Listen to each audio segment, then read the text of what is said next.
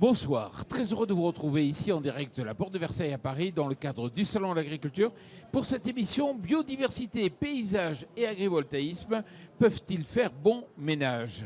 Pour en parler, Géraldine Lechenot, bonjour. Bonjour. Vous êtes directrice du développement d'Enoé Est, à mes côtés donc Franck Spinelli, bonjour.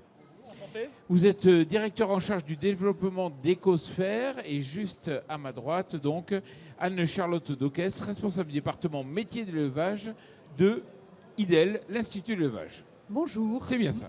Peut-être une présentation, Franck Spinelli.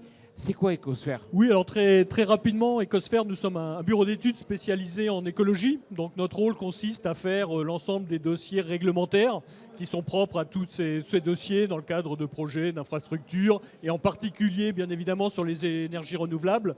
On existe depuis à peu près une trentaine d'années et effectivement, les énergies renouvelables représentent aujourd'hui à peu près 50% de notre chiffre d'affaires, sur un chiffre d'affaires global de peu près 14 millions d'euros, avec effectivement un nombre de dossiers importants traités, à peu près 1000 dossiers éoliens, à peu près un peu plus de 300 dossiers photovoltaïques, qui nous permettent effectivement d'engager toute la séquence ERC dans le cas des mesures à mettre en œuvre. Donc votre boulot, c'est de faire un état des lieux à un moment donné, de prévoir quel pourrait être l'impact d'un ouvrage, quel qu'il soit, au-delà même des énergies renouvelables, et après d'en mesurer les solutions, ce qu'il faudrait faire, la compensation. Oui, alors avant d'arriver à la compensation, alors c'est ce qui est intéressant dans l'agri-photovoltaïque, c'est que c'est un projet qui est multi-acteurs en fait, et c'est cela en ce sens où ces projets sont intéressants. Alors peut-être avec ma fibre d'ingénieur agronome, j'en ai une certaine sensibilité, mais ça permet de réfléchir de manière croisée avec un projet industriel, un projet agricole et en fait des enjeux écologiques, et d'arriver à se concerter pour montrer qu'en fait les trois peuvent se concilier et on peut montrer des projets tout à fait valides et pertinents en ce sens-là. On a trop tendance à souvent opposer l'ensemble des composantes et tout l'enjeu consiste à effectivement avoir ce rôle de médiation avec l'ensemble des parties pour trouver le meilleur parti d'aménagement qui peut être mis en œuvre. Alors une étape importante, Géraldine, c'est d'intégrer au paysage donc un projet agrivoltaïque. Exactement, parce qu'aujourd'hui, c'est une énergie évidemment qui est locale, qui vient s'inviter dans nos campagnes, et dont il faut que les gens qui habitent dans ces campagnes puissent intégrer cette énergie et comprendre pourquoi elle vient ici. Donc la partie paysagère est une des parties qui est vraiment les plus importantes, l'intégration paysagère du projet, de manière à ce qu'il soit le moins visible possible et le mieux intégré pour que les gens apprennent à vivre avec dans leur quotidien. Donc ça passe par le choix des parcelles, des haies, la façon de l'intégrer dans le paysage? Alors en fait, dans une étude paysagère qu'on va faire, on ne va pas installer un projet agrivoltaïque sans étudier autour l'écovisibilité qu'on va avoir avec les hameaux les plus proches, avec des monuments historiques. Et donc dans ces études, en fait, on va voir comment le projet peut s'intégrer dans le paysage. Et donc on va mettre en place des filtres végétaux, on va aménager des parcelles, des entrées-sorties de bourg, de manière à ce qu'il y ait le moins de visibilité possible sur le projet.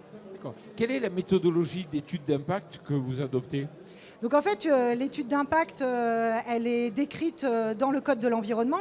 Vous avez toute une séquence à suivre. Donc vous allez avoir un état initial. Alors déjà, il va falloir décrire le projet et pourquoi on est là. Il va y avoir un état initial à faire où on va définir des enjeux. Alors l'état initial, c'est pas que le paysage. Ça va être toute la partie eau superficielle, eau souterraine, les sols, les milieux humains. Ça va être l'acceptabilité par rapport aux documents d'urbanisme. Et puis vous allez avoir deux grands volets qui vont être le volet naturel et le volet paysage. Donc à partir du moment où vous allez avoir votre carte d'enjeu, vous allez pouvoir définir quelles vont être les sensibilités. Et à ce moment-là, on va mettre en place le projet avec des mesures qui vont être soit des mesures d'évitement, soit des mesures de réduction ou des mesures de compensation. Donc elles vont être à la fois pour les milieux naturels, mais aussi pour le paysage.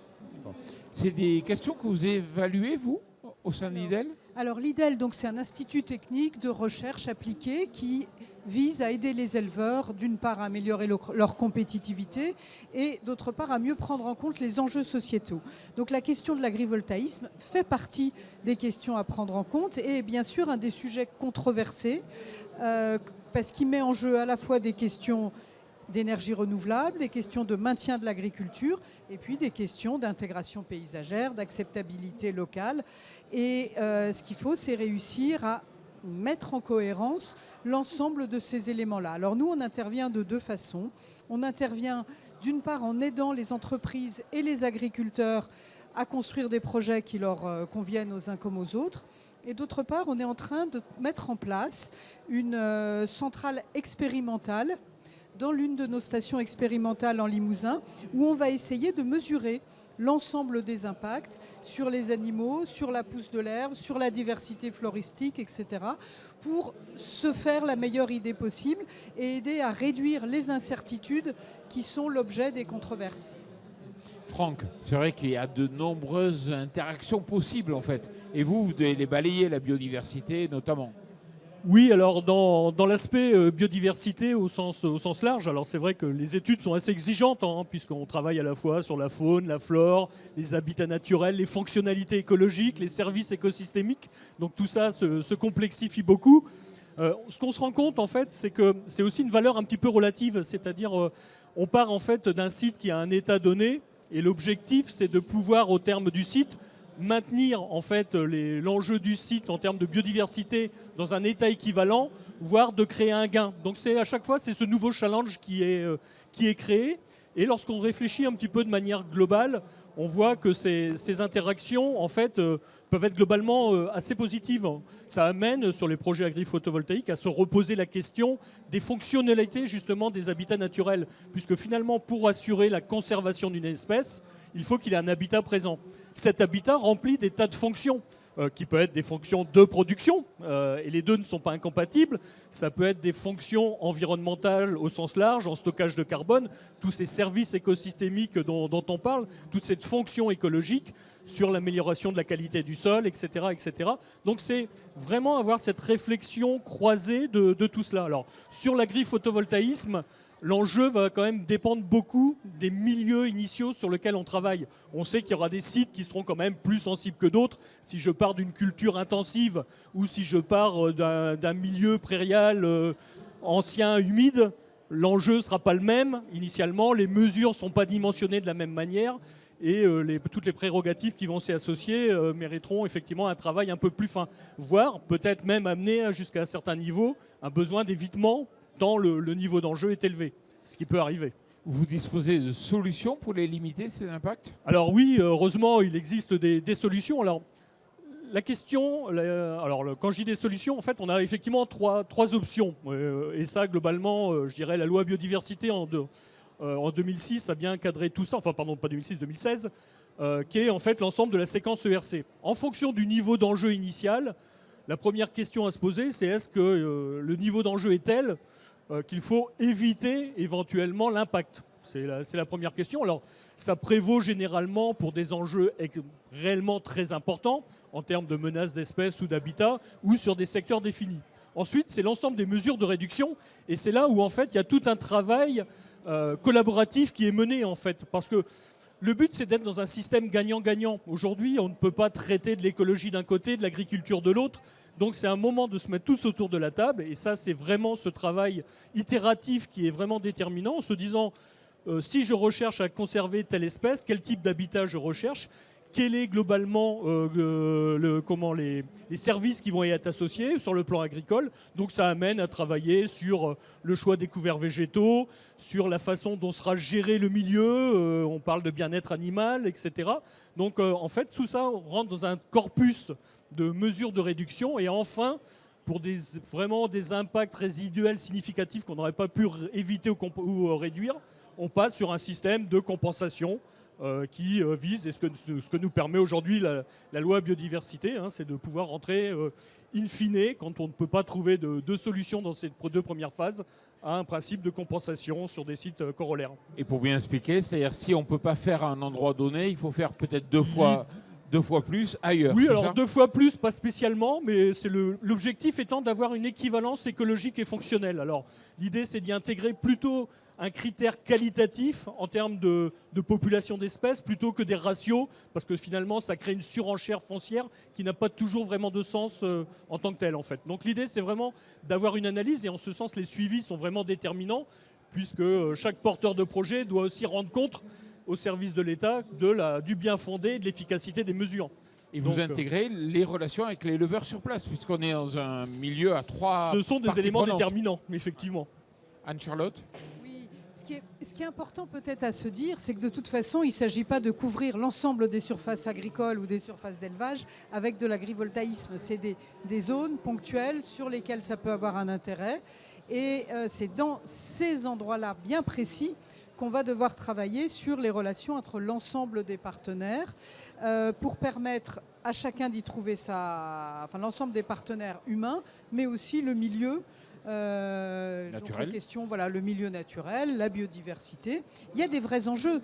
C'est-à-dire je pense qu'il ne faut pas qu'on se dise ici, c'est rien du tout de mettre des panneaux solaires sur des parcelles agricoles. Non, ça a un impact et il faut travailler pour que l'ensemble des usages de l'espace, on va dire, soient compatibles, y compris celui des paysages, ce qui est probablement pas le plus facile et ce qui explique qu'on ne va pas pouvoir non plus développer partout ce type de produit.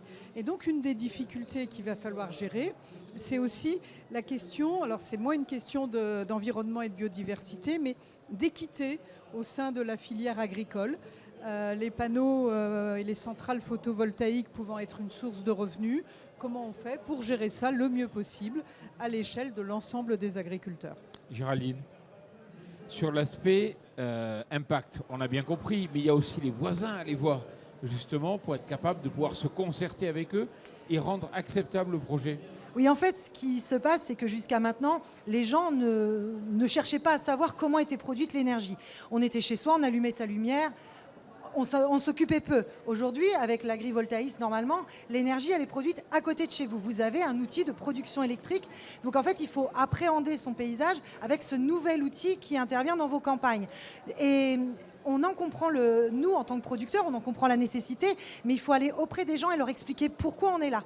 Dans le cadre de l'agri-PV, ce qui est intéressant, c'est qu'il y a un vrai outil agricole qui est mis en place. C'est-à-dire qu'on vient à la fois produire de l'énergie, mais on vient aussi rendre des services sur l'exploitation. Donc si on ne fait pas ce travail de communication, de concertation auprès des gens, si on ne les intègre pas dans tout le processus de construction du projet, ils ne vont pas comprendre, ils vont se sentir, on va dire, en dehors du processus et ils risquent de s'opposer au projet. Mais le tout, c'est vraiment de communiquer et de concerter.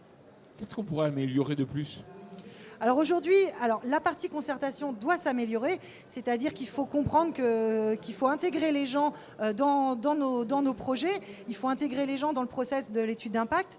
Et pour moi, dans la deuxième chose qu'on pourrait aussi aujourd'hui améliorer, c'est avoir des retours d'expérience sur comment la biodiversité interagit une fois que le projet est en place. L'agrivoltaïsme, c'est quelque chose qui est nouveau. Et en fait, il va falloir qu'on ait des projets en fonctionnement pour qu'on puisse voir comment se comporte la biodiversité, la faune, la flore sous les projets pour pouvoir voir ce qu'il faudra améliorer ou ne pas améliorer. Bon, on est déjà arrivé au terme de cette émission. Géraldine, merci beaucoup. Franck, merci. Anne-Charlotte, merci d'être venu ici sur le plateau TV Agri pour partager ces informations. Et merci à vous.